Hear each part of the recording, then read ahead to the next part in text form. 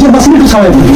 এই যে সর্বশেষ যে কথাটা বলা হচ্ছে যে উপজেলা নেতা নাসিরউদ্দিন পাটোয়ারি, তিনি বলছেন যে বাংলাদেশে মুজিববাদও চলবে না, জিয়াবাদও চলবে না। তো আমার প্রশ্ন হলো, মুজিববাদ কি কখনো এই প্রসঙ্গটা কি এসেছিল? সে বঙ্গবন্ধু কখনো মুজিববাদের কথা বলেছেন? ওনার সরকার কখনো মুজিববাদের কথা কি আনুষ্ঠানিকভাবে বলেছেন? অথবা জিয়াবাদ এই শব্দ তো জীবনে শুনেই নেই, আপনি কি কখনো শুনেছেন যে জিয়াবাদ বলতে? জিয়াবাদ বলতে আমি কালকে কথাটা বলেছি, জিয়াবাদ বলে কোনো কথা আমি শুনি নাই। তবে মুজিববাদ কথাটা যেটা, এইটা মুক্তিযুদ্ধের সময় আমি যেহেতু মুজিব বাহিনী ট্রেনিং করেছি, বিএলএফ ট্রেনিং, আমরা দেরাদুনে বসা আমাদের নেতারা 4 নেতা ছিল আমাদের বিএলএফ এর। 1 ফজলুল হক মুনি, 2 সিরাজুল আলম খান, 3 আব্দুর রাজ্জাক, 4 তুফাইল আহমদ। তাদেরকে নিয়ে সবাই সিদ্ধান্ত করলো যে বিএলএফ করলে অনেকটা বুঝে যাচ্ছে না, সোজাভাবে এখন যুদ্ধের সময়টা বলতে হবে আমরা মুজিব বাহিনী। এই যে মুজিব বাহিনী নামটা আসছে 62 সন থেকে যে বিএলএফ গড়ে উঠলো, এইটাই মুক্তিযুদ্ধের সময় মুজিব বাহিনী হইলো। মুজিববাদটা কি? মুজিববাদটা হইলো যখন ছাত্রলীগ ভাগ হয়ে গেল, জাসদ ছাত্রলীগের ব্রিলিয়েন্ট লোকজন চলে গেল under the leadership of Sirajul Alam Khan, তার ছায়া এবং আসম আব্দুর রব শাহজাহান সিরাজের নেতৃত্বে ব্রিলিয়েন্ট ছেলেরা চলে গেল। তারা স্লোগান দিল, শ্রেণী সংগ্রামকে ত্বরান্বিত করে বৈজ্ঞানিক সামাজিক বিপ্লবের মাধ্যমে বৈজ্ঞানিক সমাজতন্ত্র আমরা কায়েম করব। অত্যন্ত চমকপ্রদ একটা স্লোগান। এখন ওই স্লোগানটা তো নূরে আলম সিদ্দিকী যারা ছিল বা আব্দুল কুদ্দুস মাখন যারা ছিল, ওই স্লোগানটা তারা তো আর দিতে পারে না। কাজেই তারা সমাজতন্ত্রের স্লোগানটা না দিয়া বললো যে আমাদেরও সমাজতন্ত্র চাই, আমরা গণতন্ত্রের মাধ্যমে সমাজতন্ত্রে উন্নীত করব দেশকে।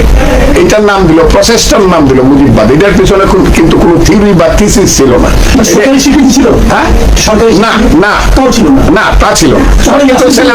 আমরা এটা বক্তৃতা করতাম বা ছেলেরা এটা ছাত্রলীগের। নাসিরউদ্দিন পাটোয়ারি যে মুজিববাদ এবং জিয়াবাদের বিরুদ্ধে ফাইট করতে চাচ্ছে, এটা কি প্রকৃতপক্ষে কোনো আদর্শের বিরুদ্ধে ফাইট নাকি একটা ছায়ার বিরুদ্ধে লড়াই? এটা একটা ছায়ার বিরুদ্ধে। এইসব ছেলেপেলেরা কি জানে? কিছুই জানে না, এরা কিছুই জানে না। আমি এদের যে ইতিহাস নিয়েছি, সেই ইতিহাস বলে তো অবাক হবে তারা। একদিন তো ইতিহাস আমি না বললাম বলবো না, কারণ সন্তানের ইতিহাস বাবারা ওইভাবে বলে না।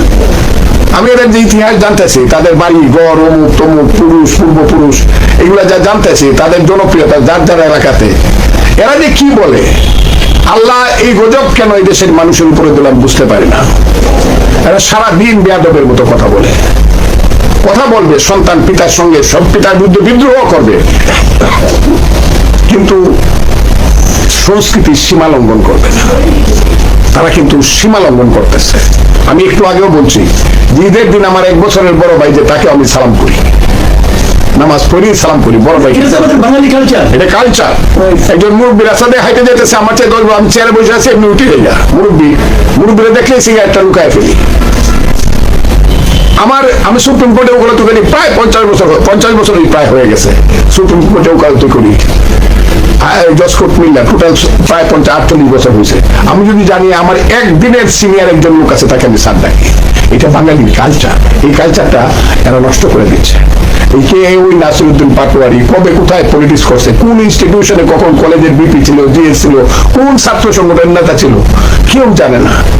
এরা একটা, আমি মনে করবো এরা একটা, ওই যে জাতিসংঘে বলছে মিটিকুলাস কিনা ইংরেজিটা বলছে জনাব, এইগুলা আমার মনে হয় কেন জানি যে এরা একটা সময়ে একটা জায়গা থেকে সৃষ্টি হয়েছে, এদের পিছনে কোনো কালো শক্তি আছে এবং তাদের উৎপত্তি স্থল হলো একটা জায়গা বাংলাদেশের। এরা এখন বিভিন্ন নামে ডালপালা মেলছে, কিন্তু উৎপত্তি স্থল হলো একটা জায়গা। যে কারণে তারা, আমি আগের থেকেও জানি, এখনো আমি দেশে বিদেশে অনেকের সঙ্গে আমি আলাপ করছি, সবাই বলে এটা আগে থেকেই এরা বেয়াদব। এই দলের ছেলেরা সব বেয়াদবের মতো কথা বলে এবং মিথ্যা কথা বলে 100%। মানুষকে হেয় প্রতিপন্ন করার জন্য, অপমান করার জন্য প্রয়োজনে যে কোনো ধরনের মিথ্যা কথা বলবে, কিন্তু মুখে থাকবে ইসলাম এবং ধর্ম।